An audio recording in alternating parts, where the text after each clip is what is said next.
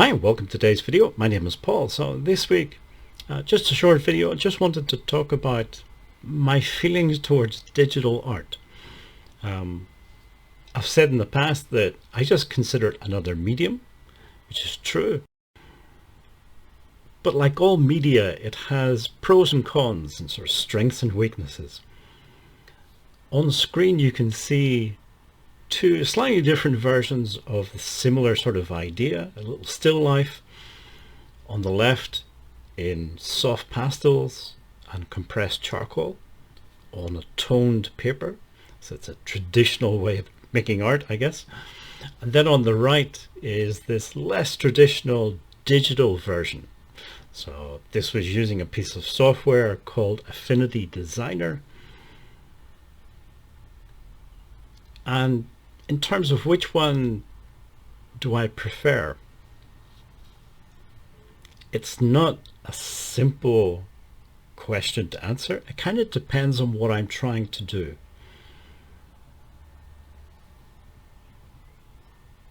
So the next little bit, I'll show you an example of using this digital art and try and explain some of these ideas. Okay, so one practical example of using digital art is creating surface patterns. This is something I like to do. It helps to pay the bills a little bit.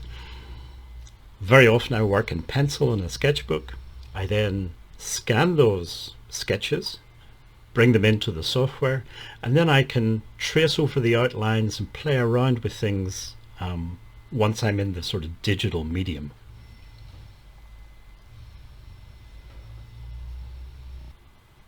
Okay, so once I've traced the outline of the shape that I like, I can then start playing around with it. So adding color is very easy. Just takes a few clicks. And again, unlike traditional media where you have to mix the paints, or if you're using a dry media, you need lots of different colors. With digital, you have, well, infinite number of colors really available, and you don't have to go out and buy extra things. So adding color, changing color, it's very easy. You can change the size of things. You make it bigger, smaller, fatter, thinner. In other words, changing color, changing the shape a bit. There's lots of possibilities. You can experiment with things very easily. If you're using traditional media, it's a bit more, well, it's a lot more tricky to do that sort of experimentation. So this is really the strong point of using digital media for creating some type of art. So it's something I use for creating surface patterns. When it comes to, I don't like the terminology fine art and commercial art, whatever, but it's the sort of terminology that people are familiar with, so I'll use it. But this type of commercial art, it's useful. It's extremely useful to me. When it comes to fine art, it is a bit different. So if I'm creating some type of fine art, let's say a still life, yes, you can do it in digital art, and you do have the advantage of being able to experiment with colors and things. But it's not the same.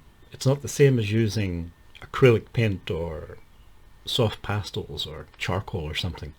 You don't get that physical connection with the art that you're creating. Everything's a bit sort of distant, a bit sort of separate, if that makes sense. It's just you're not really making marks on a piece of paper. You're using assets that you have within the digital software to create shapes and things, but it's not the same. So kind of sum up, in terms of doing things on the commercial side, it is invaluable. It is extremely good for doing surface patterns, that type of artwork, or maybe people who are designing, I don't know, t-shirts or coffee mugs, that type of thing as well. But in terms of fine art, I definitely still prefer the more traditional media. Okay, so on screen you can see 3 more examples of some of the recent digital art that I've done. As I say, it's still, although I use it for designing surface patterns and have been for a while, doing fine art is still something new to me, at least in terms of the digital art. So it's still a process of discovering new things. Maybe a few other things I could say about digital art is, well, first of all, the learning curve. Any new media that you're using, whether it's oil paint, charcoal, digital, whatever it is, there's going to be a learning curve. With digital art, I think the main thing is the interface. It can be quite intimidating, and it's not immediately obvious how to use it to actually make art. So I think that's the first thing, at least with something like, say you have charcoal and a piece of paper, or a brush, some oil paint and a canvas. We understand these things, we know what they are, and yes, there's still a learning curve, a steep learning curve involved, but at least we understand the idea of dipping a brush into paint and making marks on a canvas. With the digital art, it's not like that. It all seems quite alien and a bit cold and distant, and you have to try and get over that and figure out the basics. You don't need to learn everything to make a piece of art. It's like, if you're learning a language, you don't need to learn every single word in the language before you can start to communicate. You can communicate basic ideas with a small amount of vocabulary and grammar. But there is definitely a learning curve there. There's also, and this happens so much in art, and it does anger me a bit, it upsets me a bit, but there is so much snobbery sometimes in art, and people will say, oh, well, okay, fair enough, it's okay for that, but it's not real art. And so many people say that. They say that about acrylic painting, they say that about soft pastels, so many things. If you make art on paper, it's not proper art. It has to be on canvas, and so on and so on. There's so much snobbery sometimes with some people in art, which is very, very unfortunate, but it is a reality.